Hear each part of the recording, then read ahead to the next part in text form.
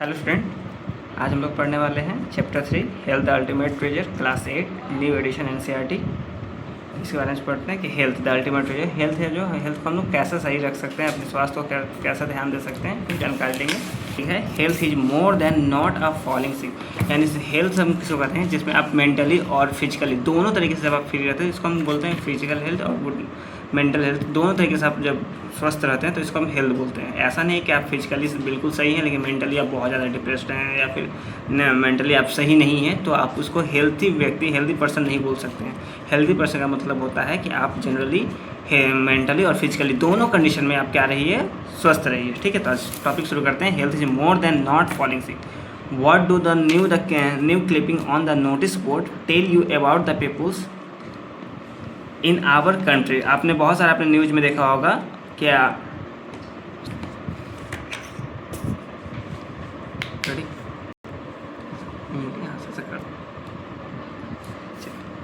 तो आपने बहुत सारे नोटिस बोर्ड में पढ़ा होगा about the people health our country. तो हमारे देश में लोग यह स्थिति कैसी है, मतलब हेल्थ की स्थिति कैसी है, आप लोग बहुत सारी जगह देखा होगा, सुना होगा। Is the being the healthy just about not a having disease, यानी आप जनरली अगर आप सुने हो तो हेल्दी का मतलब होता है कि अगर किसी को बीमारी नहीं है तो वो आप क्या है, अगर वो बीमार नहीं दिख रहा तो वो क्या है, हेल्दी है। Health also include the feeling good physically, यानी health also include the feeling good physically, यानी वो अच्छा महसूस कर रहा है फिजिकली। स्टेइंग पॉजिटिव, हमेशा पॉजिटिव ही सोचता है। And the having the strong relationship and the a healthy person take care their body. और हेल्दी पर्सन अपने बॉडी को क्या करता है, हमेशा देखभाल करता है। Maintain the positivity mindset and the enjoy the social life. और सोशल लाइफ जो उसकी होती है यानी सामाजिक जीवन जिंदगी होती है, वो क्या बहुत अच्छे भले तरीके से वो जी रहा होता है। And a positive mindset and enjoy the social life. Let's now the explore the what the truly means to be healthy. आज हम लोग इसके बारे में एक्सप्लोर करते हैं कि एक्चुअली हेल्दी का मतलब है क्या। तो इसमें आपको एक्टिविटी दिया गया है, तो एक्टिविटी आप खुद से पढ़ लीजिएगा। हम लोग एक्टिविटी के आगे वाले चैप्टर पे आगे वाले पैराग्राफ पे चलते हैं। तो think and reflect what was the cause and they was are healthy problem, how did the habits surrounding affect and the being. यानी हम लोग सोचते हैं कि कोई व्यक्ति किस तरीके से, किस परेशानी से जी रहा है या किस परिस्थिति से गुजर रहा है, हम लोग उसको देखते हैं और उसको जज कर लेते हैं। यानी हमारे अगर लोग बहुत सारे लोग हैं तो उसको देखिए, उनको परखिए और जानिए कि वो हेल्दी है कि नहीं है। वो आपको एक्टिविटी में बोला गया है, रीड एंड, ठीक है। तो रीड आप आगे चलते हैं। एज पर वर्ल्ड हेल्थ ऑर्गेनाइजेशन, यानी WHO के द्वारा health is defined as state compare the physical and mental social wellbeing and the merely and the absence of disease. तो हेल्थ का मतलब जो है ना, WHO ने जो हेल्थ को डिफिनीशन दिया है, तो WHO के अकॉर्डिंग जो डिफिनीशन है आपका, वो डिफाइन किया गया कि state of a complete physical health सही होना चाहिए, मेंटल हेल्थ चाहिए, सोशल वेलबींग है, सोशल सामाजिक कार्यों में भी वो क्या अच्छे होने चाहिए। And merely absence of the disease, और उन्हें किसी प्रकार की कोई भी बीमारी नहीं होना चाहिए। यानी आप मेंटली फ्री हैं और फिजिकली भी फ्री हैं लेकिन आपको बीमारी है तो वो भी आप हेल्दी पर्सन के कैटेगरी में नहीं आइएगा। A healthy person can perform a various tasks efficiently and the cope well different and difficult situation। यानी क्या हो सकता है कि a healthy person various task for efficient and healthy person to can perform various task more efficiently cope well in a different difficult situation। यानी अगर आप healthy नहीं है तो आप हर तरीके के सिचुएशन को झेल सकते हैं, यानी हर तरीके का काम हर सिचुएशन में कर सकते हैं। लेकिन अगर आप हेल्दी नहीं है तो आपको कोई छोटा सा काम भी हर सिचुएशन में आपको कंप्लीट नहीं हो पाएगा। A healthy person can adjust well with the group and they are the member of the society and let us understand that more about health। अब हम लोग more हेल्थ के बारे में पढ़ेंगे आगे, ठीक है। Our scientific heritage, देखते हैं यहाँ पर scientific heritage. Ayurveda take and the true health balance is the of our body mind and the surrounding. यानी आयुर्वेदिक से हम लोग पढ़ते हैं अपने हेल्थ के बारे में, कैसे अपने आसपास स्वस्थ रखें, अपने आप को स्वस्थ रखें। तो फॉलोइंग द दिनचर्या एंड द डेली रूटीन, सबसे पहले अपनी दिनचर्या को फॉलो कीजिए। एंड द ऋतुचर्या seasonally routine and the help the maintain the balance. और इन डेली दिनचर्या और ऋतुचर्या यानी सीजनल रूटीन को अपने मेंटेन करिएगा तो अपने हेल्थ, आपका हेल्थ ऑटोमेटिकली सही हो जाएगा। करना कैसे, ईटिंग फ्रेश, यानी स्वादिष्ट नहीं, ताजे भोजन कीजिए, ठीक है। Wholesome and the food and the situated one the प्राकृतिक body constitution essential. Regular exercise कीजिए, क्लीनेस कीजिए, रेस्टफुल स्लीप यानी अच्छी नींद लीजिए। And the calm mind and the support overall the wellbeing, और शांत दिमाग से हर काम कीजिए। This is can be also the achieve through the practice like yoga. और ये सारी चीज़ें करने के लिए आपको कम से कम आधे घंटे का योगा करना ही करना चाहिए, जिससे आप क्या कीजिएगा, अपने हेल्थ को मिनिमम सही रख सकते हैं। मेडिटेशन कीजिए एंड द माइंडफुलनेस, जिससे आपका माइंड बिल्कुल शार्प और शांत रहेगा। और आगे बढ़ते हैं, how can be stay healthy. अब हम लोग हेल्दी कैसे रह सकते हैं। Staying healthy means the eating nutrition food. सबसे पहली बात है कि अगर आप खाना खाते तो उसमें न्यूट्रिशन आपके फूड में कितने होते हैं। फास्ट फूड, जंक फूड में न्यूट्रिशन बहुत कम मात्रा में पाया जाता है, इसलिए हम लोग को फास्ट फूड खाने के लिए, जंक फूड खाने के लिए मना किया जाता है। हम लोग बोला जाता है वैसे फूड खाने चाहिए जिसमें न्यूट्रिशन प्रचुर मात्रा में हमारे बॉडी को मिले। लेकिन जंक फूड में होता है कि एक्चुअली कि हमारे फूड में पाए जाने वाले न्यूट्रिशन यानी हमारे बॉडी को जो ज़रूरत होती है वो न्यूट्रिशन हमको नहीं मिल पाते हैं। इसकी वजह से हमें जंक फूड खाने के अवॉइड करना चाहिए। और इसके अलावा है मेंटेनिंग द हाइजीन। अपने हाइजीन को आप कितने ज़्यादा अपने आसपास साफ सफाई रखते हैं वो हाइजीन को मेंटेन कीजिए। Staying in the clean place, हमेशा क्लीन जगहों पे रुकिए, ठीक है। ऐसा नहीं कि जहाँ पे सड़क के किनारे गंदी है वहीं पे आप खड़े रहें ज़्यादा देर तक, तो भी आपको समस्या हो जाएगी। Exercise regularly, per day exercise कीजिए। Getting proper sleep, the spending time with the family and the friends and the having a positive attitude. अब प्रॉपर आप क्या करते हैं, स्लीप लीजिए, स्पेंडिंग और टाइम अपने फैमिली के साथ टाइम स्पेंड करते हैं, ठीक है, फ्रेंड्स के साथ टाइम स्पेंड करते हैं। And what we should do, the what to do और not, and keeping the observe hardly, ठीक है। तो हमें क्या करना चाहिए, क्या नहीं करना चाहिए, आपके फिर एक्टिव देख लीजिए अपने अकॉर्डिंग। और आपके बुक में एक्टिविटी दी गई तो उसको पढ़ लीजिएगा, ठीक है। इसके बाद हम लोग चलते हैं 3.2.1 यानी maintain the healthy life style. हम लोग हेल्दी लाइफ स्टाइल को कुछ दिनों के लिए जी सकते हैं, 1 दिन 2 दिन जीने के लिए बहुत बड़ी चीज़ नहीं चाहिए, लेकिन इसको मेंटेन रखना, कैसे मेंटेन रखना है इसके बारे में जानेंगे। मेंटेन हेल्दी लाइफ स्टाइल, तो हम लोग पर डे इसको मेंटेन कैसे रखें, यानी लंबे समय तक इसको मेंटेन कैसे रखेंगे, ठीक है। क्योंकि कुछ दिनों के लिए हेल्दी लाइफ जीना बहुत आसान सी बात है, क्योंकि लंबे समय तक हेल्दी लाइफ जीते रहना ये मुश्किल सी बात है। तो eat a balance diet with a plenty fruits, ठीक है। आप क्या कीजिए, जनरली हेल्दी फूड करना है, बैलेंस डाइट क्या कीजिए, इसमें आपको सारे प्रकार के हमारे बॉडी में जो जितने भी न्यूट्रिएंट्स होते हैं वो खाएंगे, फ्रूट्स खाया कीजिए। इसके अलावा vegetable and the whole grains, और जितने भी अनाज है कोशिश कीजिए कि वो ज़्यादा से ज़्यादा प्रचुर मात्रा में लें। Avoid the process of fatty और the sugar food and the drinks, ठीक है। और ये सारी चीज़ से दूर रहेगा, शुगर फूड ना लें, ठीक है, शुगर ना लें, फैटी फूड्स ना लें, या ड्रिंकिंग वगैरह ना करें, जिससे आपकी हेल्थ पे कोई ज़्यादा इफेक्ट नहीं पड़ेगा, आपकी हेल्थ ज़्यादा अच्छी रहेगी। Stay physically active, physically active किया कीजिए बाय द प्लेइंग आउटडोर, बाहर खेलने जाए कीजिए, आउट वॉकिंग करने जाइए, रनिंग करने जाइए, साइकिल एक्सरसाइजिंग, बहुत सारे जो भी आप आउटडोर काम कर सकते हैं फिजिकली वो आप किया कीजिए। लिमिट स्क्रीन टाइम, अपने स्क्रीन टाइम को जो आप डिस्प्ले करते हैं, spend more time in nature, आप बाहर देखा कीजिए। देखिए जनरली टीवी, फ़ोन, कंप्यूटर वगैरह से दूर थोड़ा सा कम समय दिया कीजिए, और इसको अपने अकॉर्डिंग फ़ोन के अलावा बाहर की जो दुनिया है नेचुरली आप उसको सीन किया कीजिए। Get enough the sleep to help your body and the mind reset and the recover, यानी कहने का अर्थ है कि आप अपने बॉडी को प्रॉपर सोने दिया कीजिए, रेस्ट करने दिया कीजिए, and your body mind rest and the recover. जब आपका बॉडी रिलैक्स रहेगा, माइंड रिलैक्स रहेंगे, तो आपकी जो माइंड का जो तनाव है वो स्ट्रेस ऑलरेडी कम हो जाएगा। और जितने भी चीज़ें होती हैं टेंशन के नाम में जो आपको कभी कभी याद नहीं है तो वो सारी चीज़ रिकवर हो जाएंगे। प्रैक्टिस योगा और द सिंपल ब्रीथिंग, तो सबसे इजी चीज़ है कि आप जब प्रैक्टिस कीजिएगा, योगा की प्रैक्टिस कीजिएगा और सिंपल ब्रीथिंग एक्सरसाइज लाइक प्राणायाम रेगुलरली, और कोशिश कीजिए कि आप कुछ एक्सरसाइज नहीं कर सकते तो आप प्राणायाम जरूर किया कीजिए, जो ब्रीथिंग से लिया जाता है, आराम से पालथी मार के प्राणायाम किया जाता है। आपके इसके लिए आपके वीडियो अवेलेबल होंगे यूट्यूब पे, किसी भी चैनल पे जाकर देख सकते हैं। से know the harmful substance thing like tomato, और हमें कोई भी हार्मफुल सब्सटेंस, वैसे सब्सटेंस जो हमारे लिए हानिकारक होते हैं, जैसे तंबाकू हो गया, अल्कोहल, ये सारी चीज़ हमें बहुत ज़्यादा एडिक्टिव ड्रग्स, ये सारी चीज़ से हम बहुत ज़्यादा दूर रहना चाहिए, ताकि हमारा हेल्थ पे किसी भी तरीके का कोई भी इफेक्ट ना पड़े। चलिए नेक्स्ट टॉपिक है कीपिंग द एनवायरनमेंट क्लीन, ठीक है। इन्वायरमेंट को क्लीन कैसे रखें, इसके लिए आपको एक एक्टिविटी दी गई है, तो एक्टिविटी अपने बुक से पढ़ लीजिएगा, ठीक है।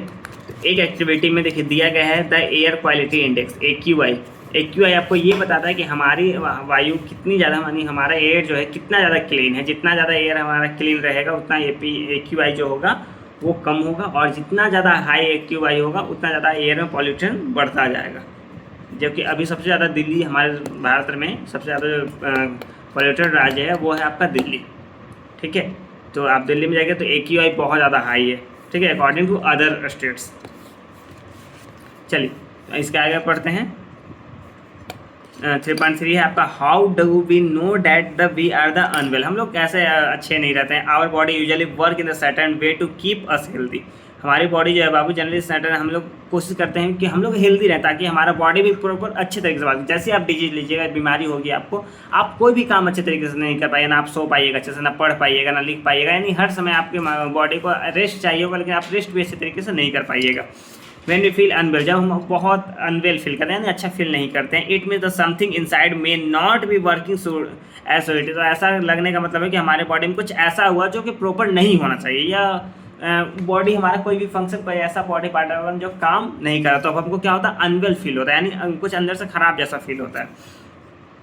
We should have a symptom such as the pain, जिसमें आपको सिम्टम दिखाएंगे, पेन होगा आपको, टायर्डनेस होगा, डिजीनेस होगा, and the gains like the fever, यहाँ तक फीवर भी आ जाएगा, rash, high blood pressure and the swelling and the indicate the other we are unwell, ये सारे चीज डिनोटेड हैं, यानी नोटिस करते हैं आपको कि आपकी बॉडी में कुछ ऐसा हो रहा है जो कि आपकी बॉडी के लिए कंफर्टेबल जोन में नहीं है।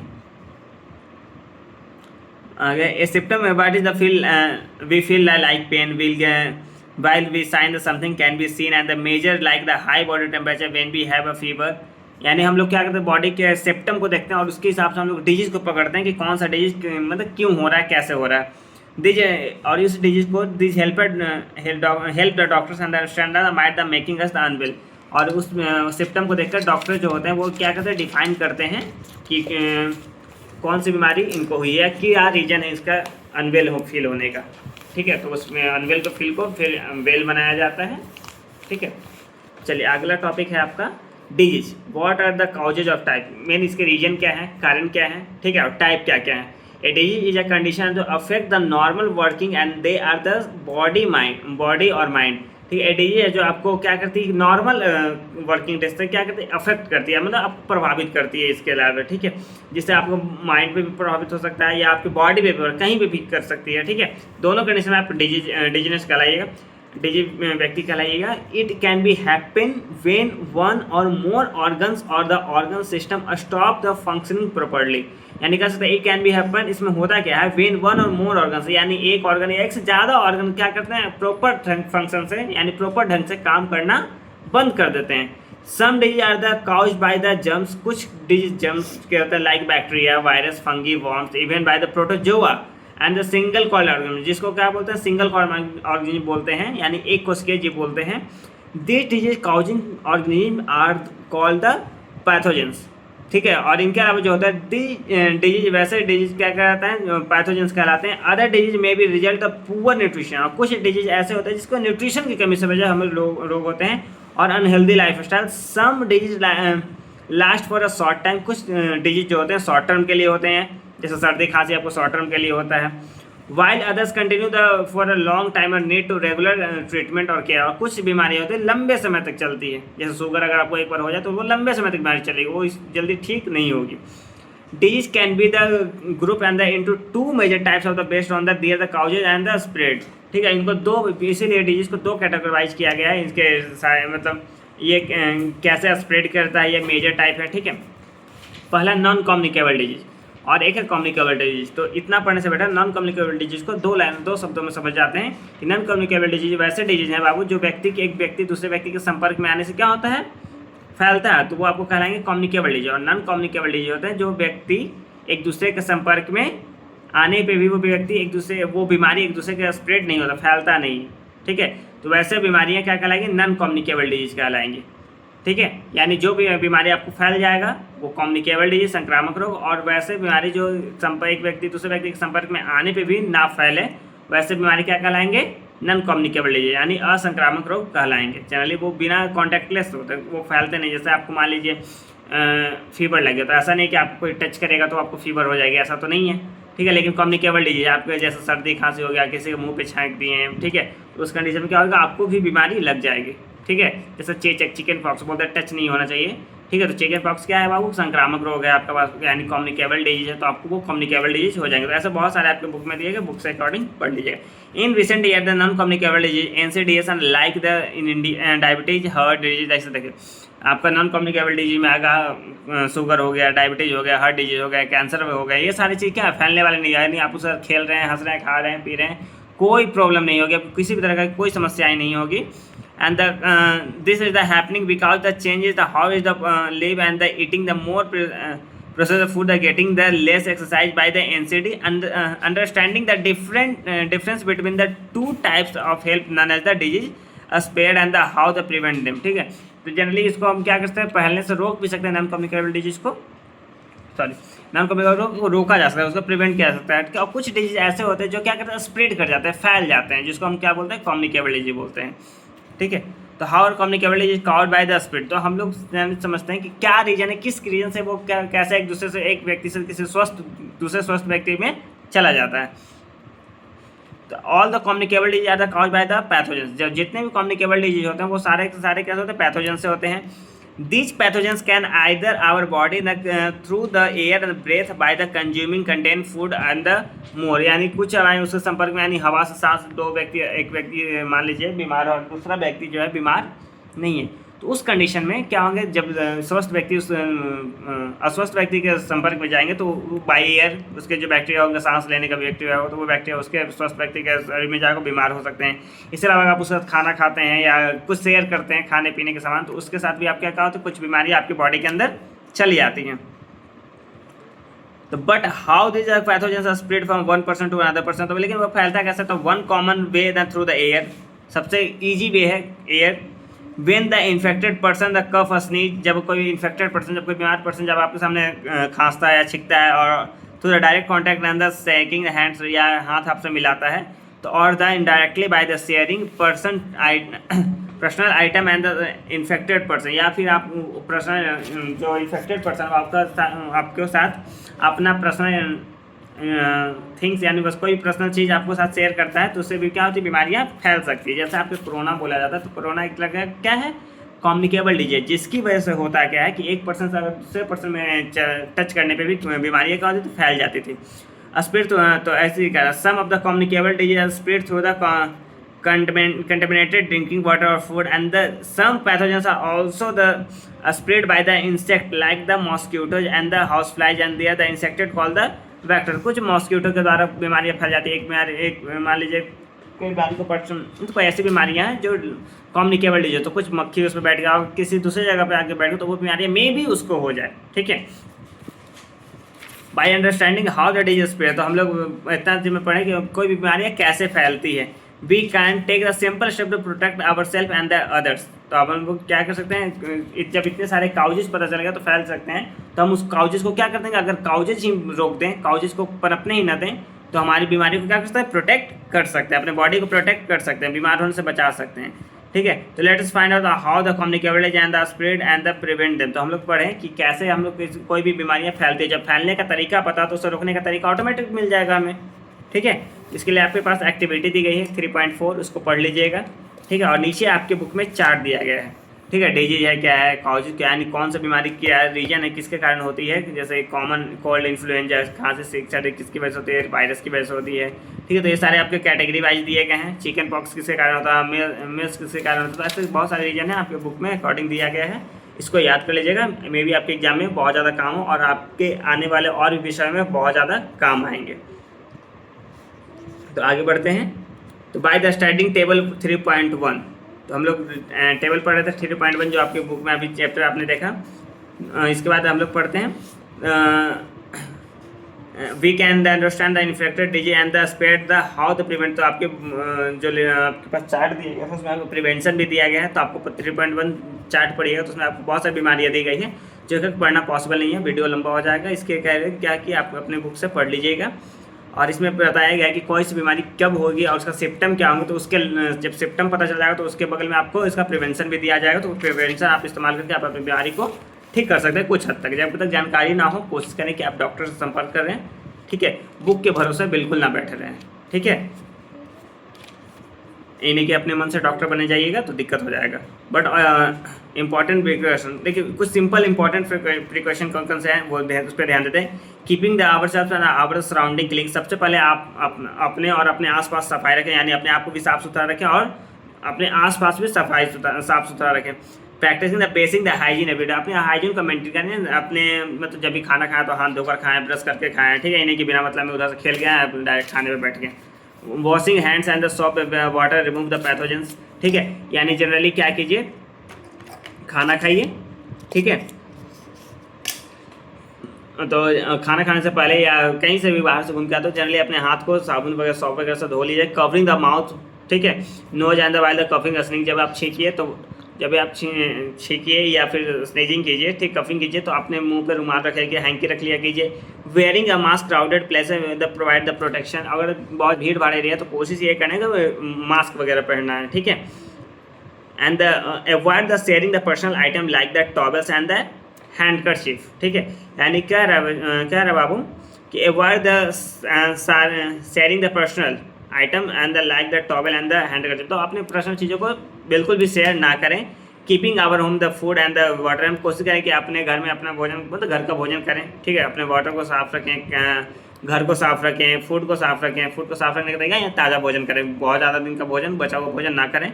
Staying at the home resting when we the unwell the help and the body recover the minimize the spreading disease to other, अगर आप बीमार फील कर रहे हैं तो आप अपने घर पे समय बिताइए, ना कि बाहर दोस्तों के साथ खेलने चले जाइए, मार्केट घूमने चले गए, केक खा लिए, थोड़ा सा पिज़्ज़ा खा लिए, तो ऐसे में आपकी भी तबीयत जो होगी वो ज़रूरत से ज़्यादा ख़राब हो जाएगी, जिसको फिर रिकवर कर पाना थोड़ा सा मुश्किल, रिकवर तो हो जाएगी लेकिन परेशानी आपकी बहुत ज़्यादा बढ़ जाएगी। तो इस बात पर ध्यान रखेंगे। Some infection disease are caused by the worms that live inside our bodies, यानी कह रहा कुछ इन्फेक्शन जो होते हैं हमारे बॉडी, कुछ इन्फेक्शन जो होते हैं हमारे बॉडी के अंदर पाए जाने वाले वर्म्स के कारण होते हैं, specially in the digestive system, और खासकर डाइजेस्टिव सिस्टम। जैसे हम ज़्यादा खाना खाते हैं तो ऑटोमेटिक बीमार पड़ जाते हैं, या फिर कम खाना खाते हैं जिसके वजह से कम बीमार पड़ जाते हैं। They feed the nutrients live as the parasites, जिसका एक रीजन पैरासाइट्स, ये सारे ऐसी बीमारी होने वाले पैरासाइट्स कहलाते हैं। Organism that the lives on the another living beings that the worms usually spread through the contaminated food, water, soil and the contact with the infected people or animal। मान लीजिए वो आप फूड वैसे जगह से ले रहे हैं या जहाँ पे जगह इन्फेक्टेड है, यानी कुछ बीमारियाँ वहाँ फैली हुई है, आप वहाँ से फूड ले रहे हैं, वाटर ले रहे हैं, तो मे भी हो सकता है कि आपको किसी प्रकार की बीमारी हो जाए। आज के लिए इतना ही, बाकी अगले पार्ट में इसका आगे बढ़ेंगे 3.4.2 से। अगर आप लोग को वीडियो अच्छा लगे तो कमेंट कीजिएगा। Thank you.